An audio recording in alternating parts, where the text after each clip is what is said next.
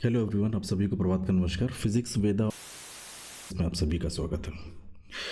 तो जैसा कि आप स्क्रीन पे देख सकते हो, अभी हमारा जो आज का टॉपिक है टोटल इंटरनल रिफ्लेक्शन।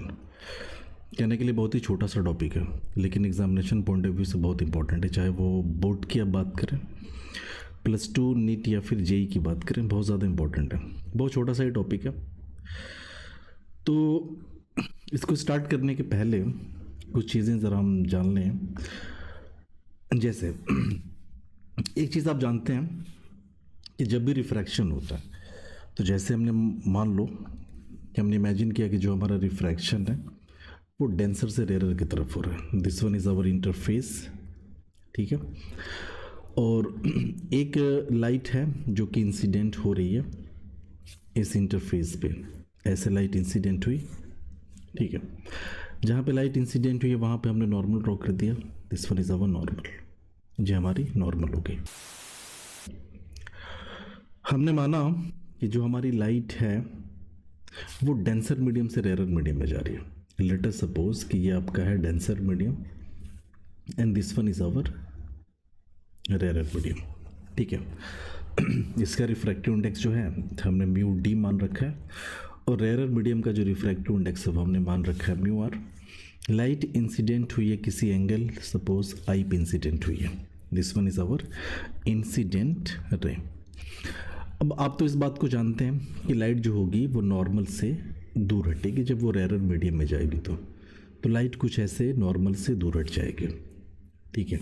कहने का ये मतलब हुआ कि ये हमारा एंगल ऑफ रिफ्रैक्शन। तो जो एंगल ऑफ रिफ्रैक्शन होगा जब लाइट आपके डेंसर से रेयर मीडियम में जाएगी, तो जहाँ पे एंगल ऑफ रिफ्रैक्शन यानी angle R is greater than angle I, जो एंगल आई से बड़ा होगा, ठीक है, हमेशा ही बड़ा। ऐसा नहीं है कि किसी सर्टेन कंडीशन में अगर लाइट आपकी डेंसर से रेयर में जा रही है तो हमेशा angle of refraction angle of incident से जो होगा वो बड़ा होगा। अगर यहाँ पे स्नेल्स का लॉ हम यूज़ करें इस वाले इंटरफेस के लिए जहाँ पे लाइट का रिफ्रैक्शन हो रहा है, तो स्नेल्स का लॉ आप कैसे लिखोगे? हमारा स्नेल्स का लॉ क्या है कि μ1 sine of θ1 is equals to μ2 sine of θ2। μ1 मतलब जहाँ से लाइट जा रही है उसका रिफ्रैक्टिव इंडेक्स, तो म्यू डी है, तो μ1 की जगह पे हमने लिखा म्यू डी साइन ऑफ इस वाले मीडियम में जो एंगल बना है θ1 की जगह पे वो लिखना है, तो एंगल आई बना है। So this is angle R I is equals to μ2। जहाँ पे लाइट गई है तो लाइट गई है रेयर मीडियम में, तो उसका refractive index mu R sine of θ2 में हम सेकेंड मीडियम में जहाँ पर रिफ्रैक्शन हुआ वहाँ का एंगल लेंगे, ये हो गया आर। अगर यहाँ से हमें साइन आर लिखना हो तो साइन इक्वल्स टू ये आपका हो जाएगा म्यू डी डिवाइड बाई ये म्यू आर, आप ऐसे नीचे कर लो, साथ ही साथ ये हो गया साइन ऑफ आई, ठीक है। एक्चुअली हम आपको क्या बताना चाहते हैं, आप यहाँ पे देखोगे ना तो आप साफ साफ ये बोलोगे कि यार ये जो रिफ्रैक्टिव इंडेक्स डेंसर मीडियम का है, रिफ्रैक्टिव इंडेक्स जो रेयर मीडियम का है, ये तो कांस्टेंट चीज़ें हैं, कांस्टेंट टर्म्स हैं, तो mu D by mu R ये ओवरऑल जो निकला है ये हमारा जो है कांस्टेंट है, ठीक है। इसका मतलब यहाँ से आप ऐसे लिख सकते हो कि साइन आर डायरेक्टली प्रोपोर्शनल हो गया साइन ऑफ आई के, यानी कि आर जो होगा वो डायरेक्टली प्रोपोर्शनल हो जाएगा आई के। ये इंपॉर्टेंट चीज़ें जो आपको ध्यान में रखनी है, ठीक है। तो ये आप ये बोलोगे कि जैसे जैसे आप एंगल ऑफ इंसिडेंट बढ़ाएंगे ना, कहाँ पे? मीडियम में। अगर आप एंगल ऑफ इंसिडेंट को बढ़ा रहे हैं तो फिर आपका जो एंगल ऑफ रिफ्लेक्शन होगा आर, कहाँ पे? रेयर मीडियम में, वो भी इंक्रीज होगा, ठीक है। अब इसी कॉन्सेप्ट पे सारी की सारी चीज़ें हैं हमारी। अब एक काम करते हैं, कुछ लाइट रेज को हम यहाँ पे इंसिडेंट कराते हैं इस इंटरफेस पे, ठीक है। तो पहली बात तो ये कि ये हमारा है denser medium, this one is our denser medium, ये डेंसर है और ये आपका रेयरर मीडियम है, ठीक है। रेयरर मीडियम का रिफ्रैक्टिव इंडेक्स जो है वो हमने म्यू आर ले रखा है और डेंसर मीडियम का रिफ्रैक्टिव इंडेक्स म्यू डी ले रखा है, ठीक है। अब लाइट को इंसिडेंट कराया जाए तो लाइट जो है वो कुछ ऐसे इंसिडेंट हुई है, डेंसर मीडियम में इंसिडेंट हो रही है ऐसे, यहाँ पे लाइट इंसिडेंट हुई, फिर ऑब्वियस सी बात है कुछ ना कुछ तो एंगल यहाँ पे बना होगा ना लाइट का। तो चलो हम एंगल ऑफ इंसिडेंट है ये I1 मान लें, ठीक है, और ये हमारी हो गई इंसिडेंट रे, ये I1 एंगल पे इंसिडेंट हुई है। तो आप बोलो यार कि ऑब्वियस सी बात है कि जब रेयरर मीडियम में लाइट एंटर करेगी तो नॉर्मल से ये दूर हटेगी तो ऐसे कुछ चली जाएगी। This is our refracted light ray, ये हो गई रिफ्रैक्टेड रे, और ये आपका एंगल हो जाएगा R1, ठीक है। दूसरी बात, हमने क्या किया कि एक दफ़ा और रिफ्रैक्शन कराया, कोई और लाइट हमने यहाँ पे इंसिडेंट कराई, और उस लाइट का जो एंगल ऑफ इंसिडेंट है वो पहले वाले से थोड़ा सा ज़्यादा कर लिया, तो एक और लाइट हमने ऐसे इंसिडेंट कराई यहाँ पे। अब ये लाइट इंसिडेंट हुई है सेकंड, ठीक है, और यहाँ पे जो एंगल है ये हमने ले लिया I2 एंगल पे इंसिडेंट हुई है।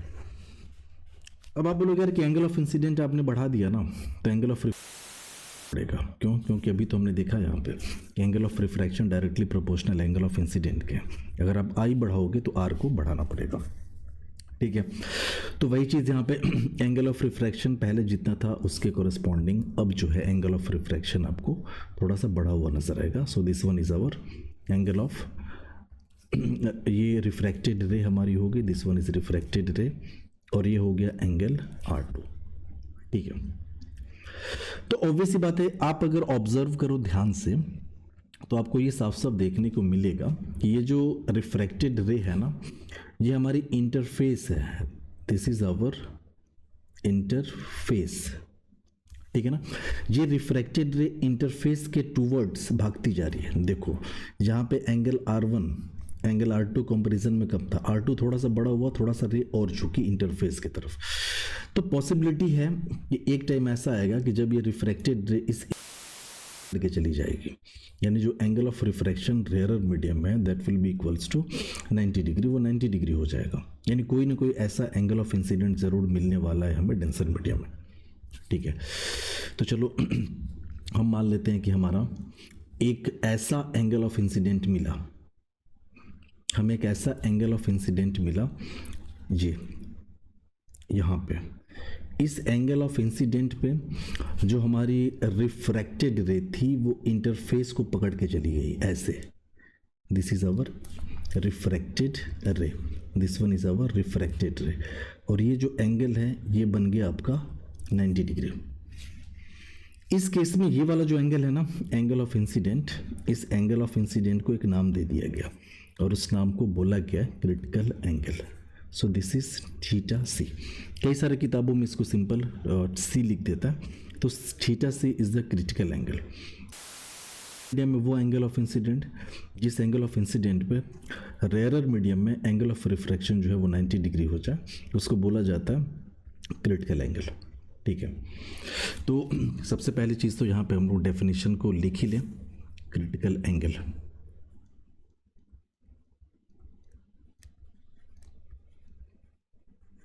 क्रिटिकल एंगल, तो ये एक्चुअल में एक एंगल ऑफ इंसिडेंट है, कहाँ पे? तो डेंसर मीडियम में। तो आप लिखेंगे कि the angle of incident, the angle of incident in the denser medium, in the denser medium for which angle of refraction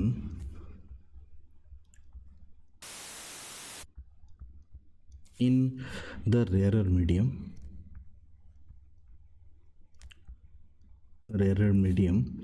becomes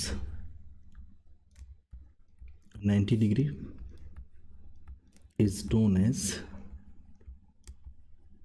as critical angle,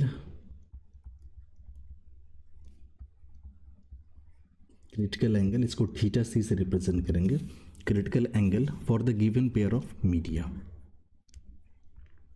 for the given pair of media. एक बात आप हमेशा याद रखिएगा कि जो critical angle होता है ना, ये पेयर ऑफ मीडिया के लिए फिक्स होता है।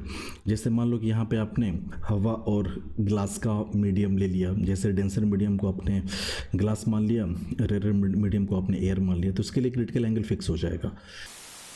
कि आपने डेंसर मीडियम को वाटर मान लिया, रेयर मीडियम को आपने एयर मान लिया, तो उसके लिए क्रिटिकल एंगल जो होगा फिक्स हो जाएगा।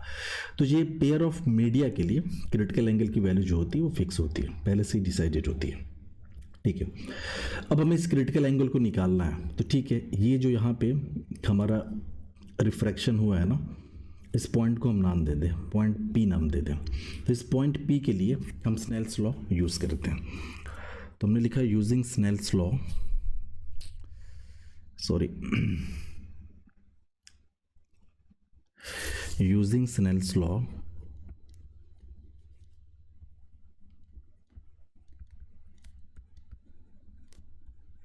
at point P। Point P पे जो है हम स्नेल्स का लॉ यूज़ करते हैं। तो स्नेल्स लॉ जो हमारा बेसिक है, पहले तो हम वो लिखते हैं कि μ1 sin of θ1 is equals to μ sin of θ2।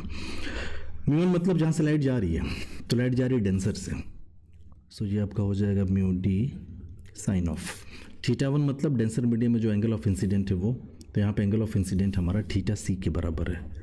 तो ये हो गया θc is equals to μ2। Light गई कहाँ पे है, तो लाइट गई है रेयर में, तो म्यू आर साइन ऑफ।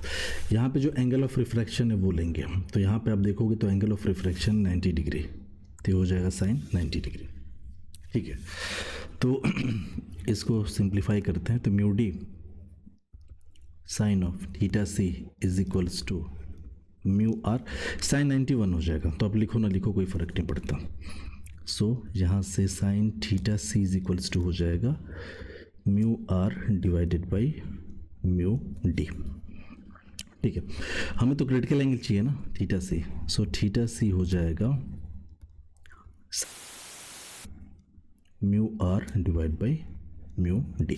तो आपको अगर पेयर ऑफ मीडिया पता हो और उनके रिफ्रैक्टिव इंडेक्सेस आपको पता हो, तो you can simply find out the value of critical angle for that given pair of media. आप सिंपली आप उसके लिए क्रिटिकल एंगल की वैल्यू आप जो है कैलकुलेट कर सकते हो।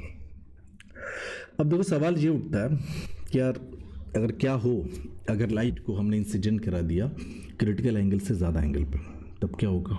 चलो वो भी देख लेते हैं।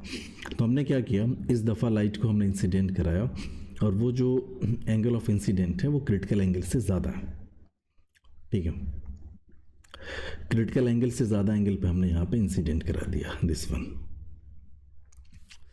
जी हमारी लाइट इंसिडेंट हुई है, this one is our incident ray, और यहाँ पे हमने ऐसा कोई एंगल लिया है, एंगल ऑफ इंसिडेंट, जो कि क्रिटिकल एंगल से ज़्यादा है। अब हमें ये पता करना है कि इस कंडीशन में जो हमारा एंगल ऑफ रिफ्रैक्शन होगा वो कितना होगा। भाई क्रिटिकल एंगल पे तो एंगल ऑफ रिफ्रैक्शन हमारा 90 डिग्री हो चुका है। What will be the angle of refraction when angle of incident is greater than critical angle, तब क्या होगा। तो एक बात ज़रा आप ध्यान से समझिएगा कि जो हमारा स्नेल्स लॉ है, स्नेल्स लॉ ही हमारा सब कुछ है, तो उसको एक बार फिर से हम लिख रहे हैं यहाँ पे।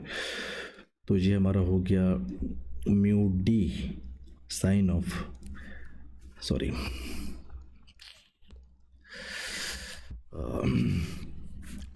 डेंसर से जा रही है ना लाइट हमारी, तो ये हो गया mu D sine of I is equals to, rare में जा रही है तो म्यू आर साइन ऑफ, मान लें एंगल ऑफ रिफ्रैक्शन जो है आर है वहाँ पे, तो angle of refraction sine R is equals to, ये म्यू आर को इधर कर लो आप, हो जाएगा mu D divided by mu R इधर आ गया और ये आपका हो जाएगा साइन ऑफ आई।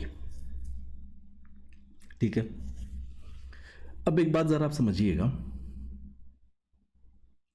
कि जब ये एंगल ऑफ इंसिडेंट को हमने θc किया क्रिटिकल एंगल के बराबर, तो ये r जो है वो 90 हो गया था, मतलब साइन r की जो वैल्यू है वो 1 हो चुकी थी।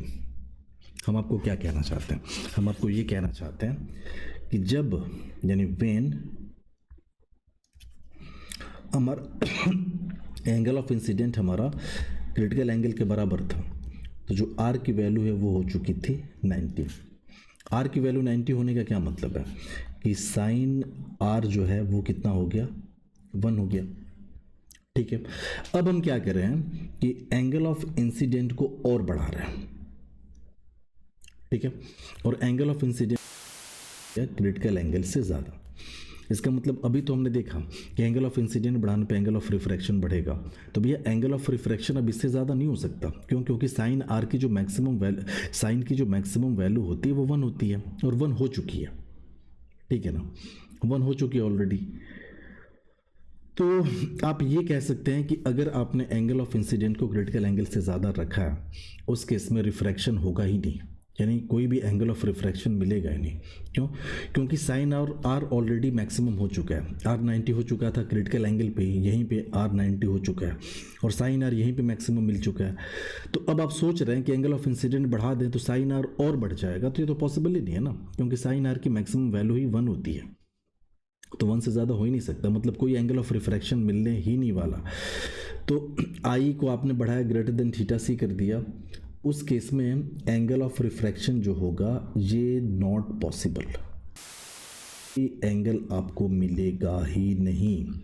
इसका मतलब क्या हो गया, आप साफ साफ कह सकते हैं कि above critical angle refraction is not possible, यानी क्रिटिकल एंगल से ज़्यादा एंगल पे जो आपका रिफ्रैक्शन है ना वो पॉसिबल नहीं है।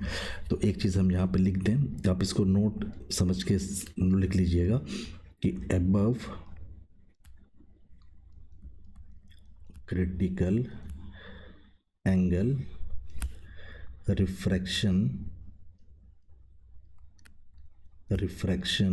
इज नॉट पॉसिबल, यानी क्रिटिकल एंगल से ज़्यादा एंगल पे आपका रिफ्रैक्शन किसी कीमत पे पॉसिबल नहीं है।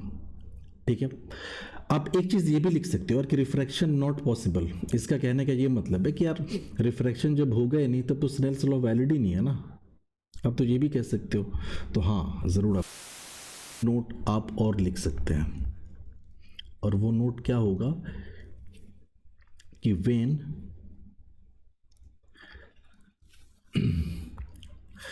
when angle of incident is greater than critical angle, then Snell's law is not valid, उस केस में स्नेल्स लॉ आपका वैलिड नहीं होगा। तो सवाल ये उठता है कि रिफ्रैक्शन अगर होगा नहीं तो क्या होगा। आप बोलोगे यार कि देखो पहली बात तो ये कि एनर्जी कंजर्व है लाइट की, यानी जिस एनर्जी के साथ लाइट गई है भाई उसकी एनर्जी में कोई लॉसेस वगैरह नहीं है। तो भाई एक ही पॉसिबिलिटी है कि लाइट सेकंड मीडियम में ना जाके उसी मीडियम में वापस आ जाएगी, सेम मीडियम में जिस मीडियम से लाइट गई थी। तो ये जो होगा लाइट ऐसे इसी मीडियम में वापस आ जाएगी, तो ये हमारी हो जाएगी रिफ्रैक्टेड रे, और जिस एंगल पे इंसिडेंट हुई एंगल पे यहाँ से वापस आएगी। तो अबव क्रिटिकल एंगल आपका रिफ्रैक्शन ना होके होता है रिफ्लेक्शन, समझ में। और रिफ्लेक्शन के सारे लॉज यहाँ पे वैलिड होंगे, यानी angle of incident equals to angle of reflection, और जो भी आपका इंसिडेंट है नॉर्मल एंड रिफ्रैक्टेड रे है सारी की सारी सेम प्लेन में होंगी ये सारी चीज़ें। तो ये आपके लिए इम्पोर्टेंट है, कुछ चीज़ें जो आपको जाननी चाहिए थी यहाँ से वो यही हैं। और दूसरी बात तो ये कि जैसे इस पे कुछ अगर हम न्यूमेरिकल्स की बात करें, अब देखो इसकी डेफिनेशन हमें लिखना है टोटल इंटरनल रिफ्लेक्शन। तो हालांकि डेफिनेशन तो आप ऐसे लिख सकते हैं कि the bouncing back of light, चलो हम यहीं पे लिखते रहे, TIR की जो डेफिनेशन है TIR, इसको शॉर्ट में TIR बोला जाता है। ठीक है, the bouncing back of light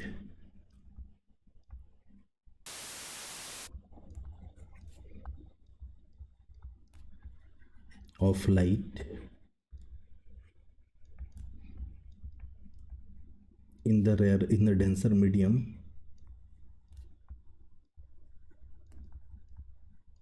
when angle of incident in the denser medium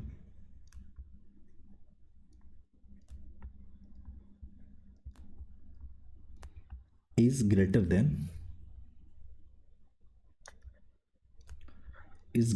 than critical angle for the given pair of media. यानी कि जो भी गिवन पेयर ऑफ मीडिया था, यानी डेंसर मीडियम और रेयर मीडियम का, तो अगर denser medium light critical angle से ज़्यादा एंगल पे इंसिडेंट हुई है तो उसी मीडियम में वापस लौट जाती है और इसी प्रोसेस को बोला जाता है टोटल इंटरनल रिफ्लेक्शन। ठीक है। अब एक चीज़ और यहाँ पे पूछी जाती है कि what are the conditions for total internal reflection. तो कंडीशन क्या क्या होनी चाहिए? Conditions for TIR, total internal reflection, क्या क्या कंडीशंस होनी चाहिए? तो भाई पहली कंडीशन तो ये होनी चाहिए कि लाइट जो है वो डेंसर मीडियम से रेयर मीडियम में जाए, तभी आपका TIR पॉसिबल है। क्योंकि भाई डेंसर से रेयर में जाएगी तभी वो नॉर्मल से दूर हटेगी और तभी पॉसिबिलिटी है कि वो इंटरफेस को पकड़ के चली जाए। ठीक है। सो और फर्स्ट कंडीशन इज, पहली जो है कि लाइट मस्ट पास या light must go from denser medium to rare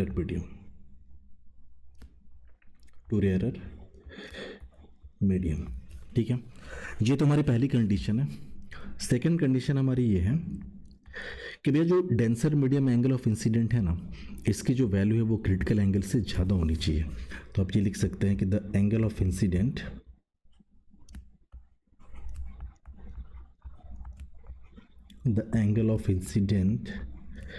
in the denser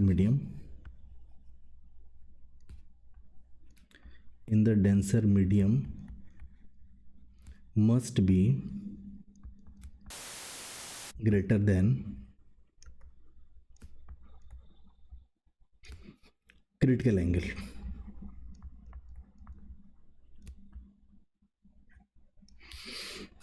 for the given pair of media,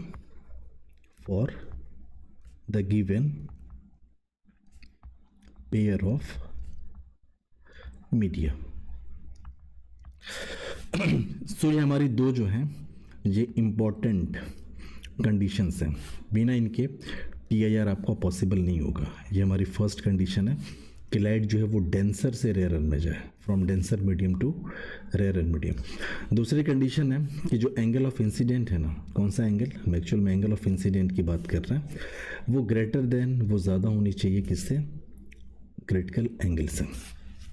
ठीक है। सो बढ़ते हैं आगे, और एक सवाल आपको जहाँ पे दिख रहा होगा, एक लाइट है जो इंसिडेंट हुई यहाँ पे, दिस इज आवर इंसिडेंट रे, जो कि आई एंगल पे इंसिडेंट हुई, कोई एक एंगल ऑफ इंसिडेंट है, और ये ग्लास और एयर, इसका इंटरफेस यहाँ पे दिया हुआ है। ग्लास का रिफ्रैक्टिव इंडेक्स 2 यहाँ पे गिवन है, और ऑब्वियस बात है कि जो एयर का रिफ्रैक्टिव इंडेक्स है आपने यहाँ पे 1 लेना है। ठीक है। पूछा क्या है, क्या बताओ critical angle is given pair of media के लिए। ठीक है, तो क्रिटिकल एंगल निकाल लेते हैं। तो क्रिटिकल एंगल तो फर्स्ट हम यहाँ पे सॉल्व करने जा रहे हैं। तो क्रिटिकल एंगल अभी हमने देखा था कि जो साइन ऑफ थीटा सी होता है ये होता है mu R divide by mu D. और अब देखिए रेयर मीडियम, एक्चुअल में ये एयर आपका रेयर मीडियम है ना, तो ये म्यू आर की वैल्यू गिवन है 1, और ये म्यू डी ग्लास आपका डेंसर मीडियम, इसकी वैल्यू 2 गिवन है। So this is 1/2 which implies sine theta C अगर 1/2 है तो ऑब्वियस सी बात है कि जो थीटा सी रहा होगा वो रहा होगा, क्योंकि साइन 30 की वैल्यू ही तो 1/2 होती है ना। तो पहला आंसर हमें मिल चुका है 30 डिग्री, यानी कि जो भी ये पेयर है ग्लास और एयर का, तो इस पर्टिकुलर पेयर के लिए जो एंगल ऑफ जो क्रिटिकल एंगल है हमारा 30 डिग्री है। यानी कि 30 डिग्री से अगर ज़्यादा एंगल पे यहाँ पे इंसिडेंट हो रहा है तो वो सीधा उसी मीडियम में रिफ्लेक्ट हो जाएगी लाइट। ठीक है, और 30 डिग्री पे लाइट जो है वो 90 डिग्री पे ऐसे रिफ्लेक्ट होगी। सेकंड इसमें कह रहा है कि आप एंगल ऑफ डेविएशन बताओ जब लाइट जो इंसिडेंट हुई है वो 15 डिग्री पे हुई है। ठीक है, तो चलो देखते हैं। तो ऑब्वियस सी बात है कि 15 डिग्री 30 डिग्री से कम है क्रिटिकल एंगल से, तो रिफ्रैक्शन तो होगा। अब इसको तो हम इग्नोर नहीं कर सकते। चलो हमने यहाँ पे क्या किया, रिफ्रैक्शन यहाँ पे करा दिया। This one is our refraction. ये रिफ्रैक्शन हुआ हमारा और यहाँ पे एंगल हमने मान लिया आर। तो सेकेंड पार्ट को हम सॉल्व कर रहे हैं। यहाँ पे सोल्यूशन हमारा सेकेंड पार्ट का। तो पहले तो स्नेल्स का लॉ लिखते हैं। तो स्नेल्स का लॉ हमारा हो जाएगा म्यू डी साइन ऑफ कितने डिग्री पे इंसिडेंट हो रहा है, 15 डिग्री पे, यानी ये वाला एंगल कह रहा है कि 15 डिग्री है। तो sine of 15 degree is equals to mu R, ये आपका है म्यू आर, और साइन ऑफ आर। हमें नहीं पता कितना एंगल बन रहा है, वही तो हमने निकालना है। म्यू डी, तो म्यू डी की वैल्यू आपकी 2 है, सो ये हो गया 2। साइन 15 आपका होता है √3 - 1 अपॉन, आई थिंक 2√2 होता है। ठीक है, is equals to mu R. Mu R तो 1 है आपका, और ये आपका हो जाएगा साइन आर। ये 2 से 2 कट गया, तो आपको यहाँ पे क्या मिला, विच इम्प्लाइज कि sine R is equals to √3 - 1 divide by √2। ये चीज़ आपको यहाँ पे मिली है। अब समझने वाली बात हमारी यहाँ कि देखो एंगल जो यहाँ पे आपके सामने दिख रहा है ना, ये एंगल आपको थोड़ा सा अजीब सा दिख रहा होगा। ठीक है, तो भले अजीब सा दिख रहा है, अब इसको लेके आप परेशान मत होइएगा। जैसे यहाँ पे 15 डिग्री का एंगल हमने दे दिया, ऑब्वियस सी बात है कि आपको एंगल वही गिवन होगा जिसकी वैल्यूज आपको पता होंगी। साइन आर √3 - 1 बाई √2, तो आर यहाँ से कितना हो जाएगा, R is equals to sine inverse √3 - 1 upon √2। तो आर की वैल्यू हम निकाल चुके हैं। ठीक है, आपसे पूछा है कि बताओ डेविएशन कितना होगा डेल्टा, तो भाई डेविएशन देख लेता है ना कि ये जो लाइट थी ये कितना मुड़ी है, वो हम देख लेते हैं। तो चलो लाइट कितना मुड़ी है, तो पहले इसका लाइट का ओरिजिनल पाथ बनाओ। तो अब बोलोगे कि लाइट का ओरिजिनल पाथ जो था ना वो ये था, ये। अगर यहाँ पे डेविएशन ना होता, अगर ये मीडियम चेंज ना होता, लाइट इस पाथ पे चली गई रहती, यानी इतना डेविएशन हुआ है। अब डेविएशन आपको साफ साफ दिख रहा है कि आर में से आप आई को हटा दो ना। रिफ्रैक्शन में जब भी डेविएशन निकालना होता है तो बड़े एंगल से छोटे को हटाना होता है। तो डेल्टा इज इक्वल्स टू हो जाएगा आर माइनस आई। तो डेविएशन यहाँ पे डेल्टा आप कैलकुलेट कर सकते हैं आर माइनस आई। ठीक है, आर की वैल्यू कितनी है, साइन इनवर्स √3 - 1 बाई √2। तो ये आपकी है sine inverse √3 - 1 divide by √2 minus I की वैल्यू कितनी है 15 डिग्री, तो ये हो गया 15 डिग्री। तो ये आपका हो गया डेल्टा। अब आप ये मत सोचना यार कि ये आंसर कितना अजीब सा आ रहा है, क्योंकि डाटा हमने यहाँ पे रैंडम लिया है, इसलिए आपको आंसर इस टाइप का दिख रहा है। आप इसको लेके परेशान नहीं होना। ठीक है, ये हमारा हो गया डेल्टा। तो हमने ये देख लिया, ये देख लिया। कह रहे 30 डिग्री हो तब आप बताओ डेल्टा कितना होगा। अरे भैया 30 डिग्री तो चुके हैं ना, 30 डिग्री तो क्रिटिकल एंगल है, तो क्रिटिकल एंगल पे लाइट कैसे जाएगी, ऐसे चली जाएगी। तो आप साफ साफ कह सकते हो कि यार एक काम करते हैं, 30 डिग्री पे आप इंसिडेंट करा ही लो। तो सबसे पहला काम हमने किया कि यहाँ पे एक नॉर्मल ड्रॉ किया, this one is our normal, और एक लाइट को हम इंसिडेंट करा रहे हैं एट एन एंगल 30 डिग्री। तो ये जो लाइट है ये जा रही है 30 डिग्री पे, ये लाइट गई 30 डिग्री पे, this one is our 30 degree. अब आप बोलोगे यार ये तो क्रिटिकल एंगल है, कोई दिक्कत नहीं, क्रिटिकल एंगल है, ये हमारी इंसिडेंट रे है। तो रिफ्रैक्टेड रे ऐसे इंटरफेस को पकड़ के चली जाएगी, ये आपकी हो गई रिफ्रैक्टेड रे। ठीक है ना, this one is our refracted ray, और ये एंगल पूरा का पूरा हो जाएगा आपका 90 डिग्री। ठीक है, अब आपसे पूछा है कि बताओ डेविएशन कितना है, तो कोई दिक्कत नहीं है। डेविएशन के लिए आप पहले लाइट के ओरिजिनल डायरेक्शन को बताओ। तो ये जो लाइट थी वो इस वाले थी, ऐसे इस वाले रास्ते पे जा रही थी, ये हमारी जो थी इंसिडेंट रे थी। अब ये अगर 30 है तो ऑब्वियस सी बात है कि ये आपका हो जाएगा 30 डिग्री। तो डेविएशन का मतलब क्या कि लाइट इतना मुड़ी है, देखो लाइट को जाना इस पे चाहिए था लेकिन लाइट गई है इस पे, तो यही आपका एंगल ऑफ डेविएशन है ना। या फिर सिंपल सा बात है, एंगल ऑफ डेविएशन के लिए अब बड़े में छोटे को घटा दीजिए, तो एंगल ऑफ रिफ्रैक्शन यहाँ पे आप देखेंगे तो एंगल ऑफ रिफ्रैक्शन यानी R इज इक्वल्स टू आपका है 90 डिग्री, आई जो है आई इज इक्वल्स टू है आपका 30 डिग्री।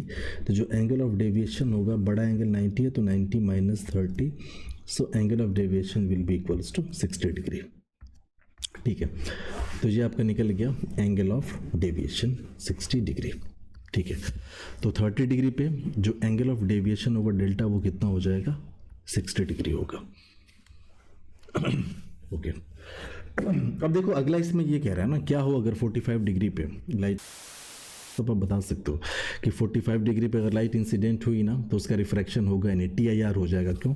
क्योंकि 45 is greater than critical angle से ज़्यादा है, तो फिर तो यहाँ पे हमने सोचना ही नहीं है। ठीक है, तो अगर आपने इंसिडेंट कराया और क्या बोलते हैं 45 डिग्री पे इंसिडेंट कराया, तो सबसे पहले चलो हम यहाँ पे एक इंटरफेस ड्रॉ कर लेते हैं। दिस इज़ आवर इंटरफेस, ये हमारा इंटरफेस हो गया, डायग्राम अलग से बना दे रहे हैं। ठीक है, और एक नॉर्मल हमने ड्रॉ कर दिया, दिस इज़ आवर नॉर्मल। और लाइट को कह रहा है कि आप इंसिडेंट कराइए कितने डिग्री पे, हमने लाइट को इंसिडेंट कराना है 45 पे, तो चलो 45 डिग्री पे यहाँ से एक लाइट को हमने इंसिडेंट करा दिया। दिस वन इज़ 45 डिग्री, ये हमारी हो गई इंसिडेंट रे। ठीक है, ये एंगल ऑफ इंसिडेंट है आई। अब जैसे ही आप ये देखोगे आप बोलोगे यार कि angle of incident greater than क्या है, क्रिटिकल एंगल है, इसका मतलब लाइट का रिफ्लेक्शन हो जाएगा, मीडियम में वापस लौट जाएगी ऐसे, ये इसी मीडियम में लाइट क्या करेगी, वापस लौट जाएगी। So this is our reflected ray, और ये एंगल भी होगा आपका 45 डिग्री। अब आपसे डेविएशन पूछ रहा है, कोई दिक्कत नहीं, जैसा रिफ्लेक्शन में आप डेविएशन निकालते थे ना वैसे आप निकाल दीजिए। तो ये लाइट की पहले आपने ओरिजिनल डायरेक्शन को आपने ड्रॉ की, this is our original direction of incident ray, ऐसा था। तो डेविएशन इतने का हुआ है, लाइट इतना मुड़ी है, ये आपका हो गया डेल्टा।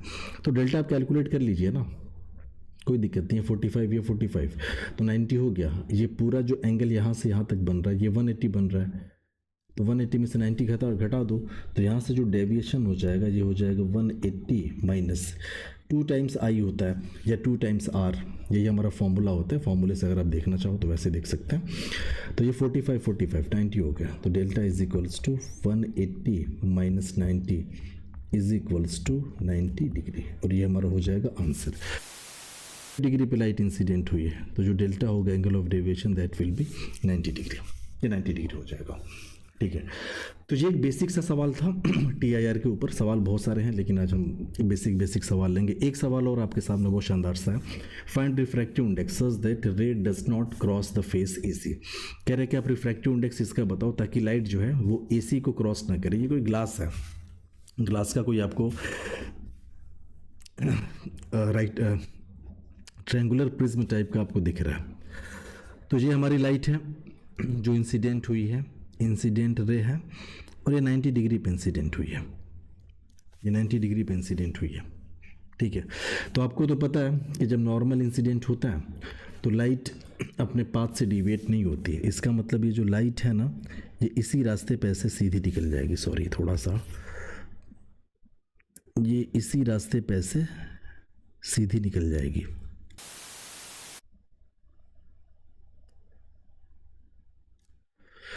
एक मिनट यार,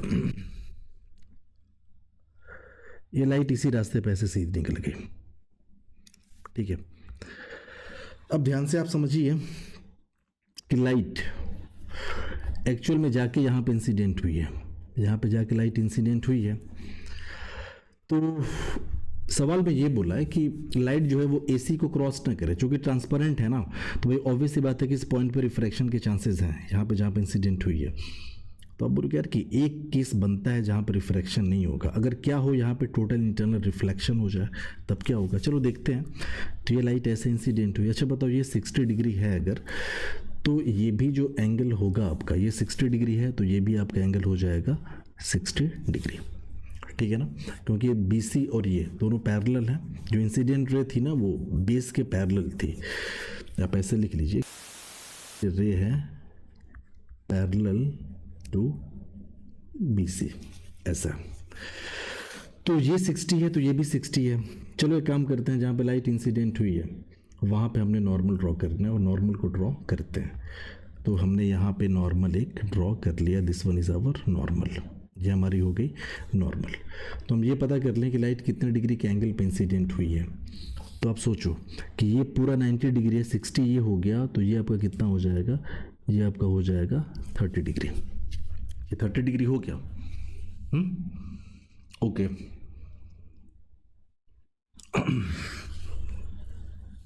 ये 30 डिग्री हो गया आपका। तो आप ये बोलोगे कि इफ सॉरी सॉल्यूशन पे हम लोग आते हैं डायरेक्ट। सॉल्यूशन यानी लाइट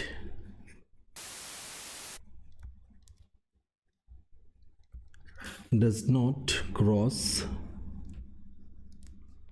फेज, एसी फेज की बात हो रही है ना, एसी वेन, ये जो 30 डिग्री है अगर ये क्रिटिकल एंगल से ज़्यादा हो जाए तो लाइट इसी में ऐसे रिफ्लेक्ट कर जाएगी, या फिर क्रिटिकल एंगल के बराबर भी हो जाए तो इसी फेस को पकड़ के जाएगी, लेकिन इसको क्रॉस नहीं करेगी। वेन ये जो 30 डिग्री है, 30 डिग्री ये ग्रेटर देन किसके हो जाए, क्रिटिकल एंगल के हो जाए, थीटा सी के हो जाए। ठीक है, दोनों तरफ आप साइन ले लो, तो ये आपका हो जाएगा sine of 30 degree greater than, इधर आपका हो जाएगा साइन ऑफ थीटा सी। ठीक है, अब साइन थीटा सी कितना हो जाएगा, इधर का जो रिफ्रैक्टिव इंडेक्स है वो 1 है, क्योंकि इधर हमने मान लिया है कि ये एयर है आपका, ये रिफ्रैक्टिव इंडेक्स यहाँ का म्यू है। एंगल आप निकाल लो, तो आप बोलोगे यार क्रिटिकल एंगल यहाँ से अगर निकालना पड़े ना हमें क्रिटिकल एंगल, तो चलो क्रिटिकल एंगल हम देख लेते हैं। वो हो जाएगा sine theta C is equals to mu R divide by mu D, यही तो होता है।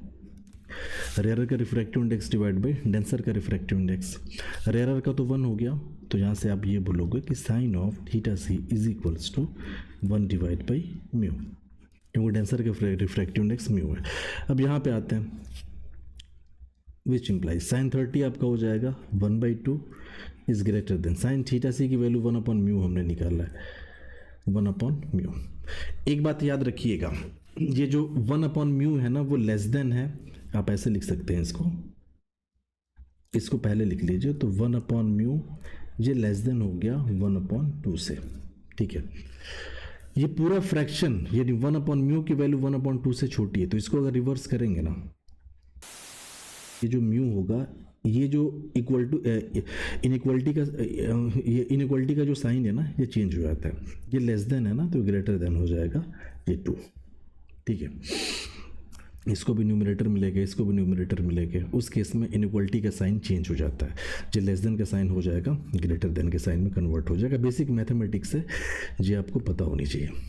ठीक है, दिस वन ये यानी कि रिफ्रैक्टिव इंडेक्स जो है अगर 2 से बड़ा है उस केस में लाइट जो है वो एसी को क्रॉस नहीं करेगी, ये हमारा आंसर होगा।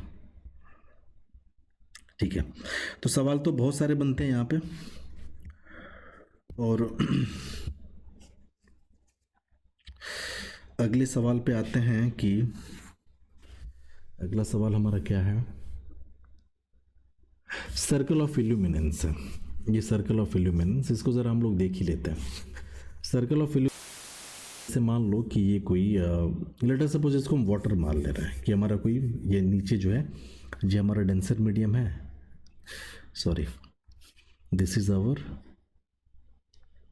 डेंसर मीडियम, और ये जो है हमारा ये रेयर मीडियम है।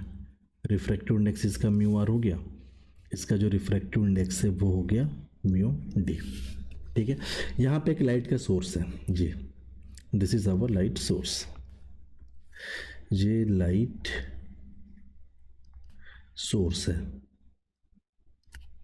इसको हम नाम देते हैं, चलो एस नाम दे दो आप, एस हमने इसको नाम दे दिया।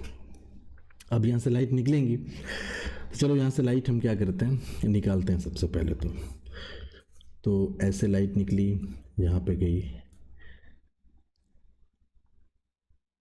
सॉरी ऐसे लाइट एक यहाँ, ठीक है, ऐसी एक लाइट हमने यहाँ पे इंसिडेंट करा दी। ठीक है, ऐसे इधर भी इंसिडेंट करा देते हैं, यहाँ पे हमने लाइट इंसिडेंट कराई, ऐसे हमने लाइट को यहाँ पे इंसिडेंट करा दिया, ऐसे हमने एक लाइट को क्या किया, यहाँ पे इंसिडेंट करा दिया। ये कुछ लाइट्स हैं जिनको हमने इंसिडेंट कराया। जहाँ पे लाइट्स इंसिडेंट हुई हैं वहाँ पे हमें नॉर्मल भी चाहिए ना, तो नॉर्मल ड्रॉ कर देते हैं। ये एक नॉर्मल हो गया, यहाँ पे एक नॉर्मल ये हो गया, सॉरी यार, एक नॉर्मल ये हो गया। ये नॉर्मल्स हो गए जहाँ पे लाइट इंसिडेंट हुई है वो।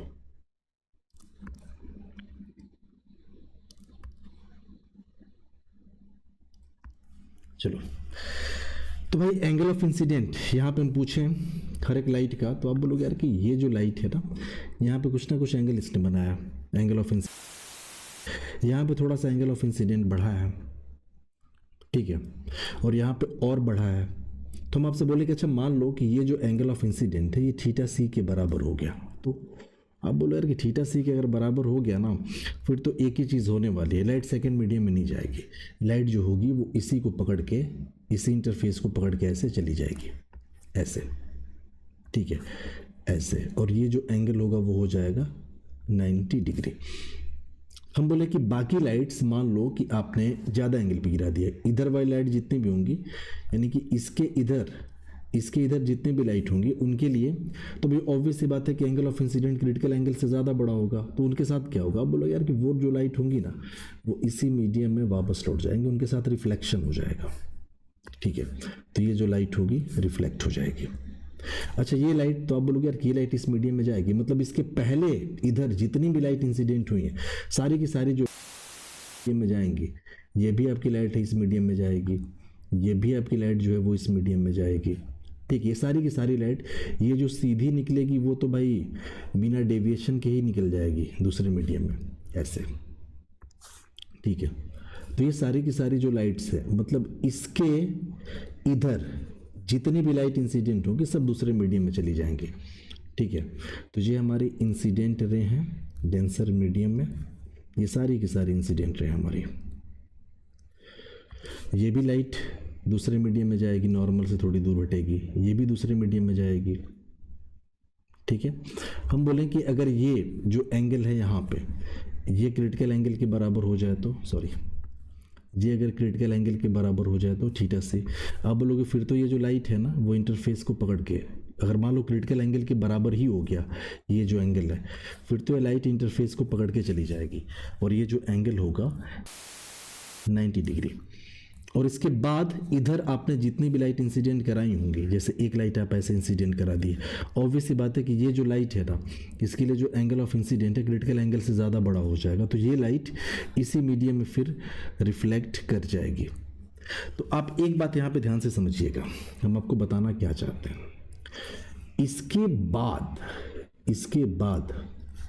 यानी इस पॉइंट के बाद जितनी भी लाइट इंसिडेंट हुई होंगी वो इस मीडियम में पहुंची ही नहीं होंगी, ठीक है। ऐसे ही इस पॉइंट के बाद, सॉरी इस पॉइंट के बाद जितनी भी लाइट इंसिडेंट हुई हैं इधर, वो कोई भी इस मीडियम में नहीं पहुंची होंगी। हाँ, ये सारी की सारी जो लाइट्स हैं इसके पहले वाली सब लाइट पहुंची हैं इस मीडियम में। अब ध्यान दीजिएगा, तो कहने का ये मतलब है कि अब देखो यहाँ पे एक जो रोशनी है सिर्फ इतने से बाहर, ठीक है। अब चलो हमने ये मान लिया कि ये जो रेडियस है ना ये रेडियस है आर के बराबर, क्योंकि लाइट सोर्स है, तो लाइट सोर्स तो 3 डायमेंशनल लाइट को इमिट करेगा ना। यहाँ पे डायग्राम जो है आपको 2 डायमेंशन में दिख रहा है, 3 डायमेंशनल लाइट को इमिट करेगा। तो ये आर हो गया, तो ये आपका बना एंगल, तो कुछ ना कुछ ये एंगल है और उतना ही एंगल आपका इधर भी दिखेगा ये, तो इस एंगल को चलो हमने मान लिया थीटा, ये हाफ एंगल है क्योंकि ये देखो पूरा एंगल ये कोनिकल होगा, ठीक है। हम इसको थोड़ा डायग्राम में थोड़ा सा कलर हम कर रहे हैं, तो ओके, कहने का मतलब कि देखो ये सारी की सारी इस रीजन में पूरा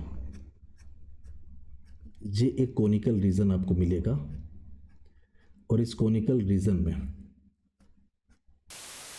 लाइट इंसिडेंट हुई हैं इंटरफेस पे इस पूरे रीजन में, वो सारी की सारी लाइट सेकंड वाले मीडियम में यानी रेयर मीडियम में पहुंची होंगी, इस वाले मीडियम में पहुंची है, ठीक है। और ये हमने मान लिया कि ये सर्कुलर होगा, ऑब्वियस सी बात है, क्योंकि 3 डायमेंशनली यहाँ से लाइट जा रही है। ये जो एंगल यहाँ बना होगा सॉलिड एंगल बना होगा, लेकिन हमने हाफ एंगल ले लिया थीटा, ठीक है। और यहाँ पे एक सर्कुलर ऐसे, let me change the colour, मैं ले लिया वाइट कलर। यहाँ पे जो होगा एक सर्कुलर रीजन ऐसा मिलेगा, जिस सर्कुलर रीजन से जो रोशनी होगी वो बाहर की तरफ ऐसे निकल रही होगी इस सर्कुलर रीजन से, ठीक है, ऐसे। और इसी सर्कल को बोला जाएगा सर्कल ऑफ इल्यूमिनेंस, इसी सर्कल को, ठीक है। और उसकी रेडियस हमने आर मान है, चलो हमने मान लिया कि ये इंटरफेस से एच गहराई पे है, कितनी गहराई पे, एच गहराई पे। तो यहाँ से अगर हम अच्छा ये अगर थीटा सी है तो ऑब्वियस सी बात है कि ये थीटा सी हो जाएगा एंगल, ये भी थीटा सी होगा ना। आप देखो ये थीटा सी, तो ये भी आपका हो जाएगा थीटा सी हाफ एंगल। तो इसको थोड़ा सा हम अलग से ड्रॉ कर रहे हैं क्योंकि बहुत ही ज़्यादा मैसी हो गया ये डायग्राम। तो हमने यहाँ पे एक इंटरफेस ड्रॉ किया, नीचे आपका एक लाइट सोर्स है, ठीक है, साथ ही साथ ऐसे डॉटेड लाइन ड्रॉ कर ली, और ये लाइट ऐसे इंसिडेंट हुआ, सॉरी कलर चेंज कर ले, ऐसे लाइट इंसिडेंट हुई, ये आखिरी लाइट है, मतलब इसके पहले की सारी पहुंच रही हैं, ये 90 डिग्री पे ऐसे निकल जा रही है, ऐसे ही ये, और ये रिफ्रैक्ट होके ऐसे चली जा रही है इंटरफेस को पकड़ के, और ये भी जो है रिफ्रैक्ट होके ऐसे चली जा रही है। ये आपकी है रिफ्रैक्टेड रे, और ये भी आपकी है रिफ्रैक्टेड रे। यहाँ पे नॉर्मल ड्रॉ किया, ये ऐसे हमने यहाँ पे नॉर्मल ड्रॉ किया, ये एंगल है थीटा सी। ऑब्वियस सी बात है अगर ये 90 डिग्री हो गया तो ये थीटा सी होगा, ऐसे ये आपका हो गया थीटा सी, और ये जो है 90 डिग्री, ये आपकी रिफ्रैक्टेड रे, ये भी रिफ्रैक्टेड रे। इस रेडियस को हमने मान लिया है आर, और साथ ही साथ इस लाइट सोर्स की जो गहराई थी वो हमने मान ली एच। अब आप सोचो ये थीटा सी, तो ये भी कितना हो जाएगा, थीटा सी हो जाएगा, ऑल्टरनेट एंगल, और ये भी आपका हो जाएगा आर, ठीक है। तो ये जो सर्कल बनेगा यहाँ पे, सर्कल से लाइट बाहर निकलेंगी, उसका रेडियस जो है वो आर है, ये एंगल 90 डिग्री है। तो इस ट्रायंगल में tan थीटा सी हम क्या लिख सकते हैं, अब बोलोगे यार कि tan theta C is equals to, इस एंगल के लिए परपेंडिकुलर आर हो जाएगा, तो आर डिवाइड बाई हाइपोटेनियस, तो परपेंडिकुलर ये आर डिवाइड बाई बेस आपका हो जाएगा एच, ये हो जाएगा आर डिवाइड बाई एच। तो आर इक्वल्स टू ये आपका हो जाएगा S tan of theta C, ठीक है, ये हो गया। दूसरी बात, tan थीटा सी कैसे निकालें, तो भाई tan थीटा सी निकालने से बेटर है कि पहले आप sin थीटा सी निकाल लो। तो sin थीटा सी कितना हो जाएगा, यहाँ का रिफ्रैक्टिव इंडेक्स म्यू डी, यहाँ का रिफ्रैक्टिव इंडेक्स म्यू आर, तो हमने तो पढ़ रखा है यार कि sin theta C is equals to हो जाएगा mu R divide by mu D, ये चीज़, ठीक है। तो आप ये कह सकते हो यार कि ये आपका परपेंडिकुलर और ये आपका हो जाएगा हाइपोटेनियस, तो बेस हो जाएगा under root hypotenuse square minus perpendicular square. तो हाइपोटेनियस का स्क्वायर मतलब म्यू डी का स्क्वायर माइनस परपेंडिकुलर स्क्वायर मतलब म्यू आर का स्क्वायर। तो बेस आपने निकाल लिया। तो R is equals to H, tan theta C क्या हो जाएगा, perpendicular upon base, perpendicular mu R, तो ये आपका हो जाएगा mu R divide by base कितना है ये, so this is under root of mu D square minus mu R square. ये आर हम निकाल चुके हैं, ठीक है। अब आपसे पूछे कि एरिया ऑफ, ये कितने एरिया से लाइट जो है वो बाहर निकलेगी, तो ये जो आपको एरिया दिख रहा है ना, प्लेनर दिखेगा, जैसे पानी की जो सरफेस है ना, तो सरफेस के ऊपर से आपको ऐसे रोशनी बाहर आती हुई नज़र आएगी। तो वो जो एरिया होगा एक प्लेन में होगा, जो सर्कल बनेगा तो वो वाटर की प्लेन में बनेगा, उसी की सरफेस पे बनेगा। तो इसका जो एरिया होगा जहाँ से रोशनी ऐसे बाहर आ रही है, so area of circle of illuminance, area A equals to हो जाएगा पाई आर स्क्वायर।